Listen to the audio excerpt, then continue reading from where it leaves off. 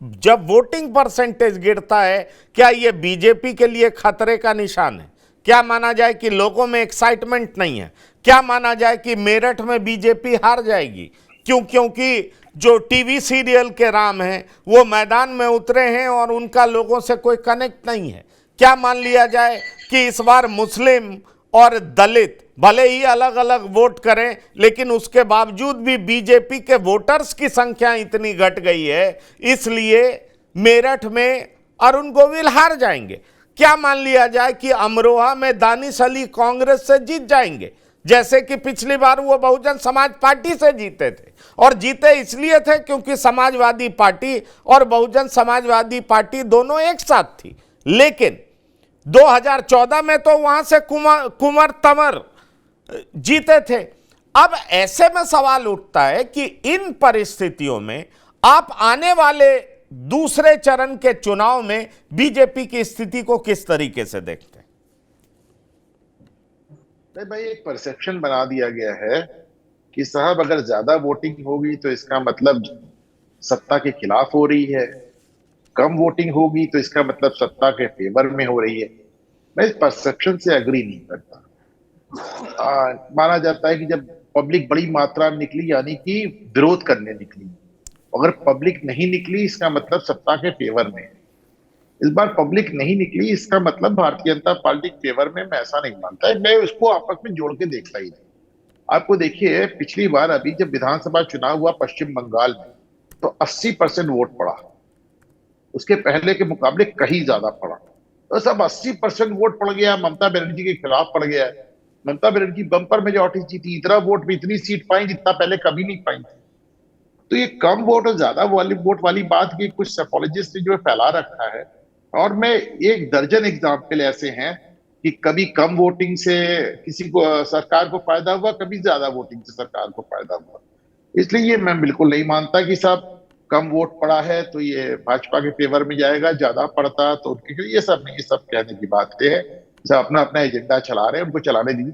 देखिए ऐसा है कि किसान आंदोलन हुआ, कहा साहब किसान नाराज, क्या फर्क पड़ा? कहा जयंत चौधरी को लाठी मार दिया, जाट नाराज है, क्या फर्क पड़ा जाटलैंड में? श्रीकांत त्यागी गिरफ्तार हो गए, त्यागी नाराज हो गया, क्या फर्क पड़ा? विकास दुबे का एनकाउंटर हो गया, ब्राह्मण नाराज है। आप देखिए 2014 से जब से भारतीय जनता पार्टी सत्ता में आई है, उत्तर प्रदेश के हवाले से बात करें पंकज भाई, तो दो बातें हर 6 महीने में निकलती हैं। एक ना एक बिरादरी नाराज बताई जाती है, और योगी जी को मोदी जी हटा रहे हैं ये बताया जाता है। अब आप ये भी समझिए ना कि दो चुनाव के बीच में, अमूमन विधानसभा और लोकसभा के बीच में तो 2.5 साल का अंतर होता है, और फिर दूसरा चुनाव आ जाता है। अब उसमें आदमी समय कैसे बिताए? यूट्यूब चैनल चला रहे हैं, पत्रकारिता कर रहे हैं, अलग अलग पैनल्स पे जाके बोल रहे हैं, क्या बोले? दो बातें बोलते हैं, एक फलाना समाज नाराज है साहब वो बड़ा गजब कर देगा, और दूसरे मोदी योगी जी को हटाने जा रहे हैं। अब ये एक ऐसा कोई 6 महीना नहीं होगा पंकज, सॉरी मैं थोड़ी हंसी आ रही है, लेकिन ऐसा कोई 6 महीना नहीं होगा जब ये नैरेटिव आप ना सुने कि मोदी नहीं, जैसे विधानसभा चुनाव में ब्राह्मण नाराज हो गए थे, परशुराम जयंती, मैंने आपको बताया तो, किसान नाराज, जाट नाराज, त्यागी नाराज, ब्राह्मण नाराज, अब राजपूत नाराज। मोदी जी योगी जी को हटाने जा रहे हैं। योगी जी जाते हैं सभा के लिए महाराष्ट्र, गडकरी साहब भाजपा के अध्यक्ष रहे, वो कहते हैं साहब मोदी जी हमारे यहाँ चाय पीजिए, वो चाय पीने चले जाते। अभी नहीं, आप समझिए कि तब से लगातार योगी और गडकरी ने मिलकर मोदी के खिलाफ खोला मोर्चा। मतलब आप एक मतलब कभी कभी, अब मैं आपको बताऊं 2022 में एक ऐसा समय आया था पंकज भाई कि मैं सोचा था अब मैं टीवी पैनल डिबेट में जिसमें जाइए आ रहे हैं अखिलेश, इनका नहीं आ रहे यार, ये नारा कम धमकी ज्यादा लग रहा है, आ रहे हैं अखिलेश। और ये बात मेरी इस बार हर बात है कि नारा कम धमकी लग रहा है, इसके चक्कर में दलित वोट भाग के भाजपा में जा रहा है। नहीं नहीं, और वो यूपी के 2 लड़के, यूपी तो सुने पंकज भाई। और मैं मतलब अब आप चैनल पे, अपने चैनल पे दूसरे चैनल्स की तो वो दिखाएंगे नहीं, लेकिन आप समझे कि हर चैनल पे बस मारपीट नहीं हो पाती थी क्योंकि मैं ऑनलाइन रहता था। बाकी चारों 5 लोग मिलकर ऐसे टूट पड़े आपको नजर नहीं आ रहा है? भाजपा का सुपड़ा साफ हो गया एकदम। अरे भाई सब सब नाराज। अभी ये फिरोज जी कहते ब्राह्मण भी नाराज, ठाकुर भी नाराज, वैश्य भी नाराज, त्यागी भी नाराज, सब लोग नाराज। और पता चलो राकेश टिकैत के अपने गांव में वो हार गए। राकेश टिकैत के अपने गांव में भाजपा जीत गई। वो कमाल की आदमी है यार। अभी मैं किसी से पूछ रहा था, मैं कहा साहब भाई वो संगीत सोम की नाराजगी, ये यार संगीत सोम इतने ताकतवर थे तो अपने ही चुनाव के लिए जीत गए, अपना चुनाव हार गए। और भाजपा और आप सोचिए कि मतलब जो आदमी अपना चुनाव नहीं जीत पाया वो इतना पावरफुल हो जाएगा कि वो एक लहरबाज। ये सब कहने की बातें हैं। मैं जैसे मैं फिर कह रहा हूं कि सारी इस बात शुरू हुई वीके सिंह के टिकट कटने से गाजियाबाद से।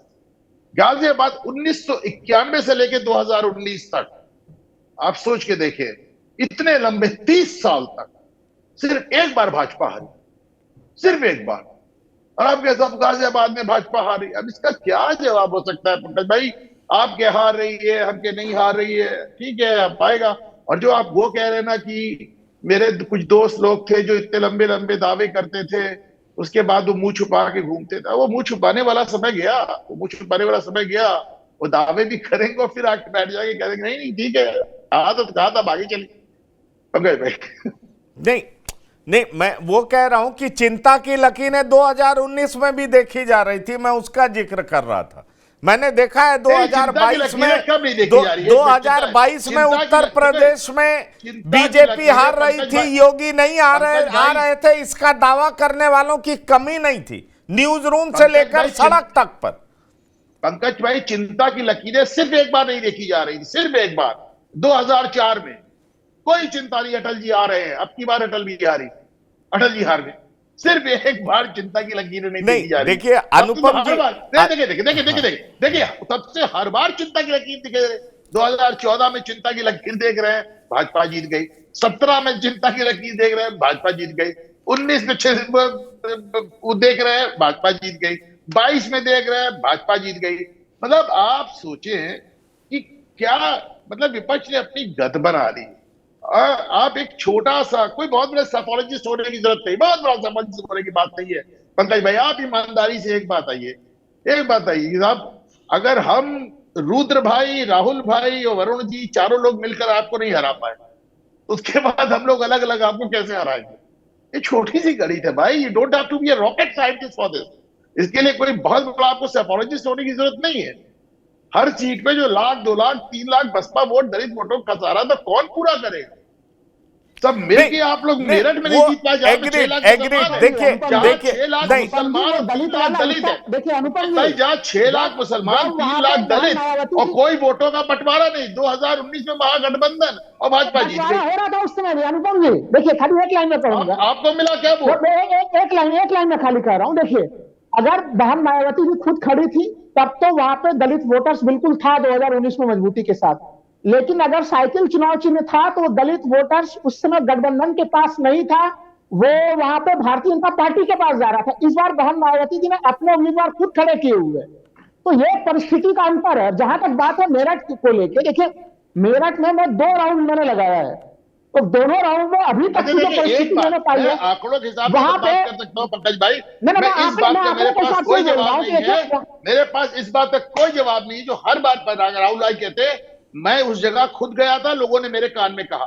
इसका लोगों ने मेरे कान में नहीं कहा। नहीं देखिए आप अगर देखिए मैं बता दे रहा हूँ 2 बजे दिन में मैं छोटी सी बात बता दे रहा हूँ। जब आप फील्ड में जाते हैं कई चीजें पता चलती हैं। जो कि अरुण गोविल जी का चुनाव प्रचार, उनका जीवन शैली अपना एक जीवन शैली है उनका।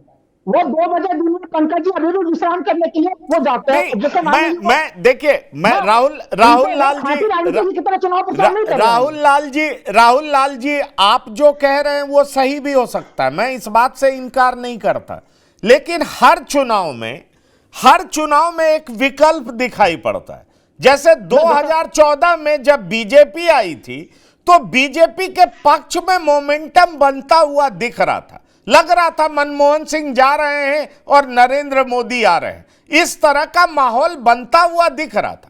इस बार मैं आपकी बात से सहमत हूं, वोटर उदासीन है, लेकिन वोटर को फिर भी विकल्प दिखाई नहीं पड़ रहा। आप लाख जो भी मुद्दे आप बता रहे हैं वो सही है, महंगाई है, बेरोजगारी है, हर मुद्दे अपनी जगह पर हैं, लेकिन उसको दूर करने वाला नेता कौन है वो कहीं दिखाई नहीं दे रहा है। अब आप सोचिए, मैं आपको बताऊं कि बिहार में 40 सीटें हैं और आज कांग्रेस अपने हिस्से की 9 सीटों को आज कांग्रेस फाइनल की।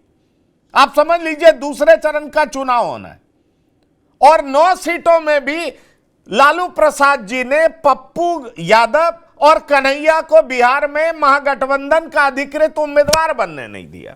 अब आप देख लीजिए दूसरे चरण का चुनाव उत्तर प्रदेश में, आप बता दीजिए कितनी बार राहुल गांधी, प्रियंका गांधी यहां पर प्रचार करते देखे जा रही। बताइए, जिस विपक्ष का नेता, जो विपक्ष का नेता प्रधानमंत्री बनेगा, वो अगर उत्तर प्रदेश में नहीं दिखेगा, बिहार में नहीं दिखेगा, बंगाल में नहीं दिखेगा, महाराष्ट्र में नहीं दिखेगा, तो जनता क्या समझ करके आकर के वोट दे देगी? इसलिए क्योंकि मोदी जी से नाराज है। राहुल गांधी की रैली भागलपुर में हुई, पंकज जी, यहाँ तो उत्तर प्रदेश में भी उन्होंने जगह मुस्लिम उम्मीदवार थे और तीनों जगह प्रचार में नहीं गए अखिलेश ना अखिलेश गए ना राहुल गांधी को हम लोगों ने बिहार में देखा, उत्तर प्रदेश में भी देखा। जैसे प्रथम चरण के में हमने कहा था कि कमी रही थी, सुबह सुबह केवल एक प्रेस कॉन्फ्रेंस की स्थिति बन पाई थी। यहाँ पे अखिलेश यादव और राहुल गांधी के प्रेस कॉन्फ्रेंस गाजियाबाद में। मैं वही बात तो कह रहा हूं कि विपक्ष के नेता हैं और एक भागलपुर चले गए, वही बात तो मैं आपको कह रहा हूं। और प्रधानमंत्री 3 बार जा चुके हैं और अगर वैसे जोड़िएगा तो 5 बार जा चुके हैं और 6ठी बार जाने वाले हैं। बीजेपी के कितने नेता, अमित शाह, योगी आदित्यनाथ, राजनाथ सिंह, इन लोगों का मैं नाम भी नहीं ले रहा हूं। सवाल यह उठता है कि जब आप कैंपेन को देखेंगे, मैं वही कह रहा हूं, मैं जब से चुनाव कवर करता हूं, मैं ये बिल्कुल नहीं मानता कि बीजेपी इनविंसिबल है, बीजेपी हार नहीं सकती है, लेकिन जब कभी भी माहौल बदला है, जिसके पक्ष में बदला है, मोमेंटम बनता हुआ दिखाई पड़ता है। लगता है कि ये जीत रहा है, इसको लोग ज्यादा सुनते हैं, उनकी सभा में ज्यादा लोग आते हैं और उस तरह का माहौल बनता हुआ दिखाई पड़ता है। विपक्ष के फेवर में ऐसा माहौल अभी तक बनता हुआ दिखाई नहीं पड़ रहा है। मैं आपकी तमाम बातों से सहमत हूं, नाराजगी अपनी जगह है, मुद्दे अपनी जगह हैं, तमाम तरह की बातें, लेकिन मुझे यह साफ दिखाई पड़ता है कि वोटर उदासीन इसलिए है क्योंकि उसके पास विकल्प का अभाव है। वरुण पुरोहित जी, फाइनल कमेंट्स। पंकज जी, बहुत बढ़िया बात कही। मैं ही शुरू से कह रहा हूं, विपक्ष की लचरता के कारण जनता उदासीन है, लेकिन कौन सी जनता उदासीन है? जो मोदी जी के पीछे भाग रहे थे वो उदासीन है।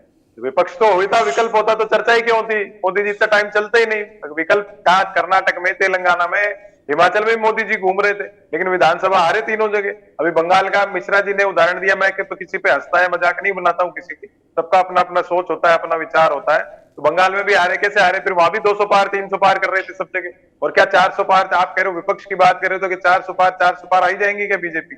तो नारे तो सब लगाते हैं चुनाव लड़ने में, किसको कम मिलते हैं, किसी को ज्यादा वोट मिलते हैं। लेकिन आज की जनता की जो दिमाग की बात है, वो भारी उम्मीदवार से परेशान है, जनता दल बदलुओं से परेशान है। लेकिन क्योंकि विपक्ष, आप जो कह रहे हो, राष्ट्रीय चुनाव है, विधानसभा का चुनाव अलग होता है। राष्ट्रीय चुनाव में प्रधानमंत्री किसको चुनेंगे आज के समय में? 77 की बात नहीं है, इंदिरा जी के सामने कोई विकल्प नहीं था तो भी इंदिरा जी हार गई। तो विकल्प की बात नहीं है, फिर भी जनता आज की बड़ी मैच्योर्ड हो गई, विकल्प देखना चाह रही है। लेकिन जनता के, मैंने कईयों से बात की, मैंने भी की, अब वो कान में की नहीं की, मिश्रा जी को अच्छी लगे नहीं लगे मैं नहीं कह सकता, लेकिन मैंने कईयों से बात की, वो ये कहते हैं कि मोदी जी को वापस हो गई क्या पुरोहित जी? अब ये तो मैं तो नहीं बोला आपके बीच में, बस ये फर्क है ना, ये डिफरेंस में दिखाना चाह रहा था आपका, मेरा जो दिखा दिया आप। देखिए, मैं कह रहा हूं, जनता मोदी जी को चुनना चाह रही है, मोदी जी को। ये लोग अभी 2 मिनट भी दूसरे को नहीं बोलने दोगे, इसका मतलब आप या तो बीजेपी बैकग्राउंड के आदमी हो, निश्चित दिख रहा है इस बात में। मैं तो नहीं बोल रहा था किसी के बीच में दूसरों की मजाक उड़ाना, दूसरों पे हंसना, बीच में बोलना, व्हाट इज दिस? क्या होता है? तो आप खुद एनालाइज करना अपने आप के लिए। लेकिन जनता मोदी जी को दोबारा चुनना चाह रही है, लेकिन जनता ये चाह रही है कि फुल मेजोरिटी मत दो। तो फुल मेजोरिटी दोगे तो फिर कोई नोटबंदी, जनता 10 साल से मानसिक आर्थिक रूप से परेशान है, क्योंकि आपने कहा विकल्प नहीं है। तो विकल्प सिर्फ मोदी जी के अलावा प्रधानमंत्री दिख नहीं रहा अभी किसी को, इसलिए कम मेजोरिटी से विपक्ष को, मोदी जी को जनता चुनना चाहती है। ये मेरा एनालिसिस। नहीं, चलिए ठीक है, वो आपका एनालिसिस है, आप अपनी जगह पर सही हो सकते हैं, लेकिन मैं वही कह रहा था कि अगर पक्ष में माहौल आप पंकज भाई, मुझे एक बात बस समझ में नहीं आती है सारे आंकड़े एक तरफ, सारी गणित एक तरफ, कि वोट किसका कितना है एक तरफ। अगर समीक्षा सिर्फ इस बात पे होगी कि मैं बता रहा हूं जनता क्या चाहती है, मेरे कान में बोला जनता ने, मैं बता रहा हूं कौन सा वोटर निकला और कौन सा वोटर नहीं निकला, मुझे एक एक वोटर गिना हुआ है, तो फिर ये कौन सी समीक्षा हो जाए भाई। आप बताए ना कि साहब कहां कितने परसेंट वोटर हैं, कौन सी जातियां हैं, कौन सा धर्म है, किसने कब किसको कितना वोट दिया, इस समय कौन कौन से कैंडिडेट खड़े हैं, किस तरफ वोट कट सकते हैं। समीक्षा क्या हो रही है? मैंने पता किया है कि बीजेपी के वोटर घर में थे, मैंने पता किया है कि विपक्ष के वोटर निकले हैं, मैंने पता किया है कि जनता कह रही है भाजपा को जिताएंगे पर पूरा बहुमत नहीं देंगे, मैंने पता किया है कि लोग मोदी जी को चाह रहे हैं। यार आपने क्या पता किया है? आपने क्या पता किया है? आपकी सोच और मेरी सोच एक सी होगी क्या? आप प्रयागराज में सोच और मेरी सोच एक सी होगी और आप विद्वान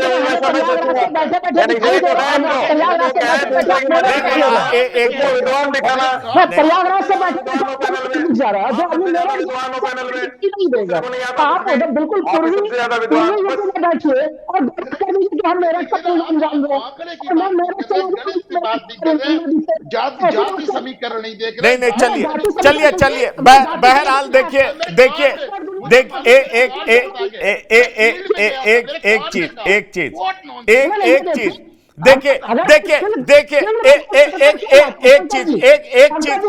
अब मैं फाइनल कमेंट्स दे दूं। इसमें कोई शक नहीं कि वोटर्स की उदासीनता दिखी है और उदासीनता के कई मायने निकाले जा रहे हैं और अपने अपने लोगों के तर्क भी हैं कि अगर वोटिंग परसेंटेज ज्यादा होता है, जैसे बंगाल का उदाहरण दिया, वोटिंग परसेंटेज ज्यादा था तो ममता जीती ही, लेकिन कई बार वोटिंग परसेंटेज ज्यादा होता है तो विपक्ष जीतता है।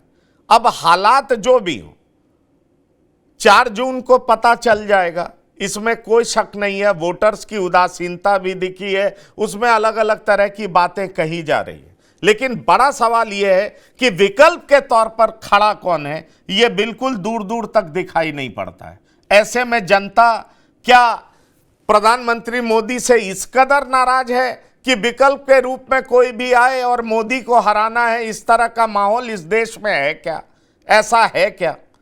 ये एक बड़ा सवाल है और शायद हम लोग अगले डिबेट में इस पर भी पड़ताल करेंगे और इसको समझने की कोशिश करेंगे कि क्या मोदी को बदलने की हवा चल चुकी है और आने वाले 8 सीटों में जनता की दरअसल चाहत क्या है, या विकल्प के अभाव में जनता को बीजेपी ही बेहतर चॉइस नजर आ रही है। यह देखना दिलचस्प होगा।